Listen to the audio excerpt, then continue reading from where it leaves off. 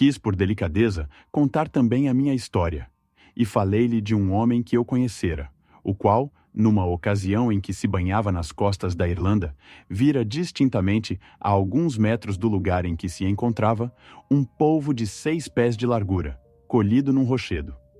Sentiu um medo tão grande que nadou desesperadamente para a terra, mas, no momento em que ia içar-se para cima de uma pedra, as suas mãos escorregaram, e ele ali ficou, dentro d'água, por mais de 1/4 de hora, sem poder mover-se e urrando de terror. Ouviu-me o meu amigo com o olhar desvairado, a boca aberta e as 2 mãos crispadas sobre a mesa. Perguntei-lhe se era nervoso. Respondeu-me que não. Bebeu 2 goles de brandy. A sua mão tremia ao levantar o cálice, e pôs-se a olhar pela janela. O sol estava prestes a desaparecer quando descemos para o vale.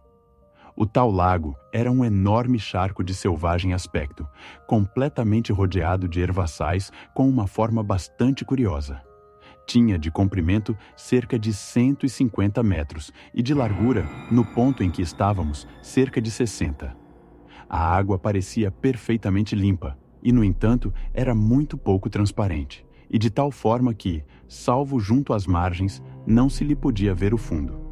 Comecei a tirar a roupa, tranquilamente, gozando previamente a volúpia de uma meia hora na água fria, após um dia tão quente. O meu amigo ficou alguns segundos imóvel, depois despiu-se bruscamente, atirou as roupas ao chão, vestiu o calção e pôs-se de novo imóvel, considerando a água. Atribuí à influência do brandy o seu evidente nervosismo, e não pude deixar de pensar que havia muitas probabilidades de ele terminar em uma terrível congestão, como o pai. Meti-me na água de um salto e, sem grande demora, ele me seguiu. A princípio, avançou lentamente, cheio de prudência, medindo as braçadas, mas, quando a profundidade se tornou suficiente, nadou resolutamente para um certo ponto do tanque. Chegado aí, pôs-se a olhar para o fundo, parecendo examinar algo para mim invisível. Os seus modos me causavam grande estranheza, e resolvi perguntar-lhe o que estava vendo. Respondeu-me muito baixo. Há uma fonte. E calou-se de novo. Procurei ver o que havia ali, e só consegui saber que a profundidade naquele ponto era bem maior do que eu supunha. Virei a cabeça para fazer uma observação ao meu companheiro, mas o seu semblante fez-me logo esquecer o que ia dizer.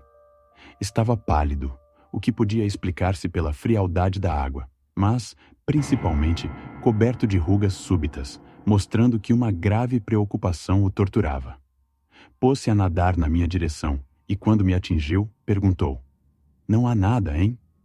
Ia responder-lhe com doçura que não havia nada e que faríamos melhor vestindo-nos, quando senti as camadas profundas do tanque remexidas por um vento misterioso. As compridas ervas do fundo abriram-se de repente, como se afastadas pela passagem de um corpo, e o meu companheiro virou-se rapidamente, gemendo, e nadou para a margem, como perseguido por alguma força inimiga. Quando cheguei à terra, achei-o sentado na erva, com a boca aberta, a respiração tão arquejante que pensei que ele ia morrer. Cobrou ânimo, no entanto, e 15 minutos mais tarde, já vestidos, e ele muito mais calmo, voltamos para a casa. Evitei referir-me aos incidentes do dia, deixando em paz aquele que eu já catalogara como um alcoólico, atacado de perturbações nervosas, contentando-me com observá-lo discretamente. Conservou-se calmo todo o tempo que estivemos juntos naquela noite, falando ele, apesar de pouco amigo de conversar, sobre vários assuntos muito ajuizadamente. A manhã seguinte foi igualmente calma. Depois do lanche, perguntei-lhe se não seria preferível tomar o nosso banho mais cedo. Concordou, mas acabou achando um pretexto fútil, e era quase noite quando partimos. Ele ia, como na véspera, não de todo embriagado, mas superexcitado pelo álcool. E logo, ao aproximar-se do tanque, deu sinais de um doentio nervosismo. Executou, diante do buraco escuro em que se achava a fonte, a mesma pantomima de medo abjecto e de curiosidade, e avançou mais e mais ainda, até que, vendo o brusco sobressalto das ervas, voltou-se como na véspera e quis fugir. Mas eu tivera o cuidado de colocar-me um pouco atrás dele, e agarrando-o fortemente pelo braço, fi-lo parar. De repente, conservando-o sempre agarrado, via a água agitar-se detrás dele.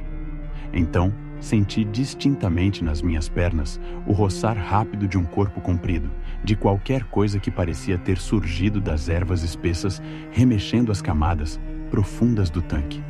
Sou pouco impressionável e nada nervoso, mas aquele simples contato, o medo, o terrível medo, apertou-me de repente a garganta. Não posso me lembrar senão da minha desesperada fuga, ao lado de um homem que deixava escapar, a cada abraçada que dava, um angustioso gemido. Quando chegamos à margem e nos vestimos, voltei-me um momento para olhar o tanque.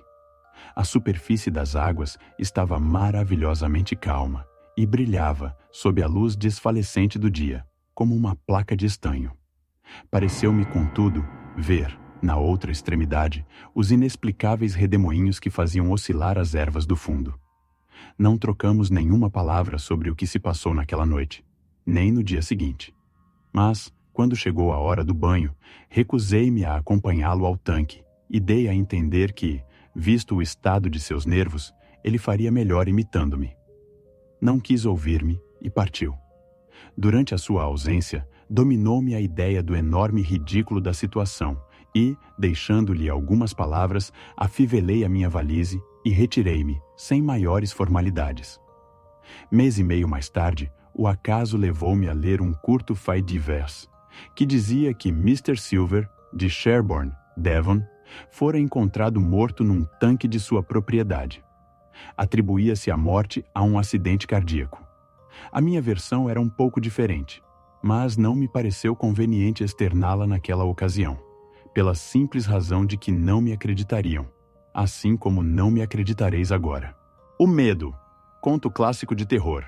Louis Raymond Vaux.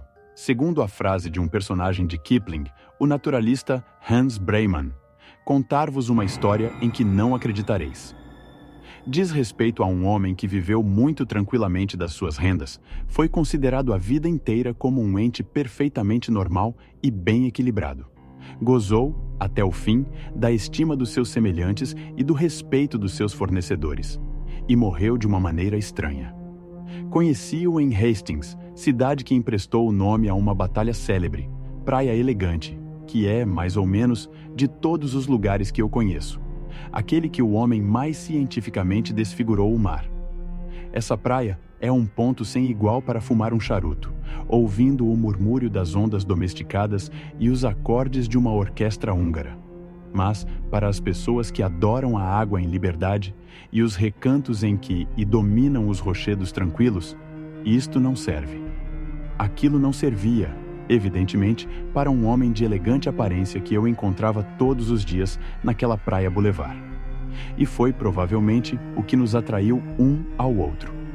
Trocamos uma tarde severas opiniões sobre a localidade e os seus habitantes, e no dia seguinte fomos juntos para o banho, evitando as proximidades da areia, onde brincam as crianças e tagarela o mundo elegante e se desencadeiam as orquestras.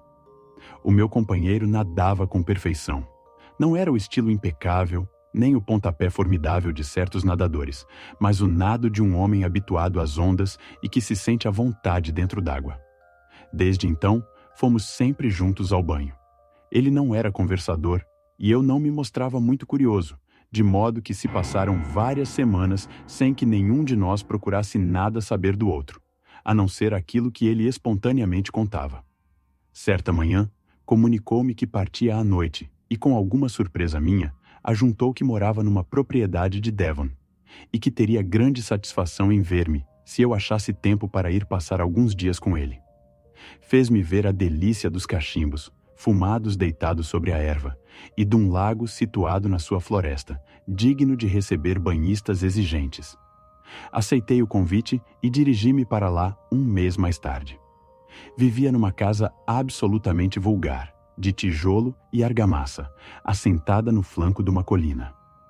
Mostrou-me, atrás da casa, um jardim que descia por um declive e, com um gesto vago, indicou o vale abaixo de nós, dizendo-me que lá é que se achava o lago.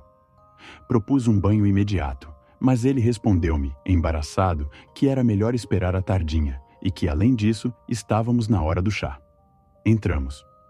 O chá do meu amigo compunha-se de brandy e soda em partes iguais. Bebeu 3 copos e falamos de banhos e de natação. As corridas e os recordes não o interessavam.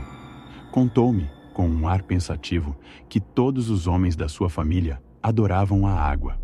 O pai morrera de uma congestão, na idade de 72 anos, banhando-se nos arredores de Maidenhead, e um dos seus irmãos afogara-se num tanque, que não me disse onde ficava situado.